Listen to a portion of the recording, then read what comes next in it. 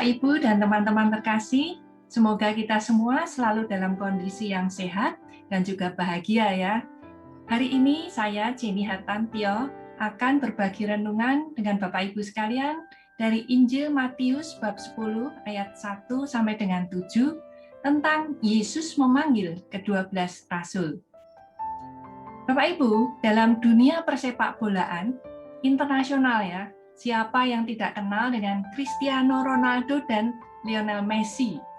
Mereka adalah pemain top dunia yang pastinya menarik banyak klub untuk merekrut mereka karena prestasi mereka yang sangat gemilang. Namun, mungkin tidak banyak yang tahu, sebelum terkenal, mereka sempat bekerja sebagai buruh dengan penghasilan yang rendah. Latar belakang yang tampaknya bukan siapa-siapa itu tidak menghalangi mereka untuk mewujudkan impian dan panggilan mereka menjadi pemain sepak bola yang terkenal dan berprestasi. Yesus datang ke dunia untuk memberitakan tentang kerajaan Allah. Sebagai pemenuhan janji Allah, Yesus adalah pendiri kerajaan Allah itu di dunia, yang diawali dengan pewartaan ajarannya dan ditandai dengan mukjizat-mukjizatnya. Sebagai bagian dari pelayanan tersebut, maka Yesus merekrut para rasul untuk membantunya. Sekilas, ke-12 rasul tersebut tidaklah memiliki latar belakang yang istimewa.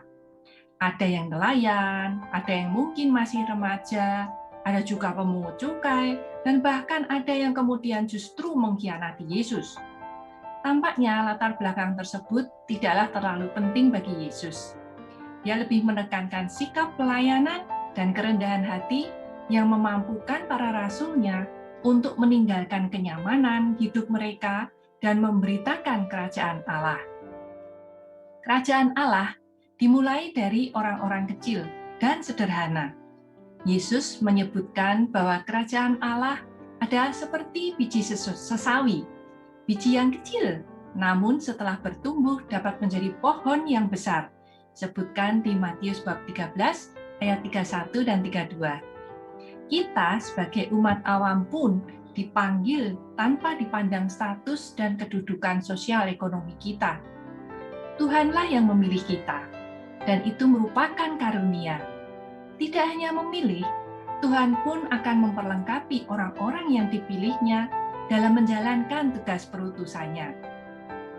Tugas kita adalah membagikan kasih Allah dan mewartakannya di dalam kehidupan kita sehari-hari, melalui ucapan, sikap, dan perilaku kita. Apakah kita sudah dengan giat melaksanakan tugas pekerjaan kita sehari-hari dan siap menolong mereka yang membutuhkan bantuan? Sejauh mana kita mempunyai kepekaan untuk menghibur mereka yang berduka, menyapa yang kesepian, dan memberi semangat kepada mereka yang berputus asa? Sejauh mana kehidupan kita menjadi cerminan kerajaan Allah yang kita wartakan? Yesus mengatakan, "Pergilah dan beritakanlah, kerajaan surga sudah dekat." Kerajaan surga ini mengacu kepada kerajaan Allah yang diberitakan oleh Yesus melalui ajaran-ajarannya disertai dengan tanda-tanda mukjizatnya. Apakah kerajaan surga memang sudah dekat? Ya, karena Yesus Sang Raja hadir di dalam Ekaristi.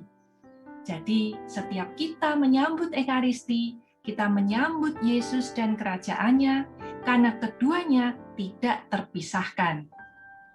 Menurut Paus Fransiskus, kita umat awam pun punya misi khusus untuk tugas perutusan yang kita terima dari pembaptisan. Dibutuhkan kesaksian kita sebagai umat tentang kebenaran Injil dan teladan dalam mengekspresikan iman kita dengan mempraktekkan solidaritas. Marilah kita memberanikan diri untuk menjadi perpanjangan tangan Kristus. Kristus rindu untuk menjangkau setiap jiwa. Namun untuk itu, Ia mengundang kita semua untuk berperan serta. Yesus berkata, "Mari, ikutlah aku, dan kamu akan kujadikan penjala manusia." Apakah tanggapan kita jika Tuhan Yesus berkata demikian kepada kita. Demikian Bapak, Ibu, dan teman-teman terkasih renungan hari ini.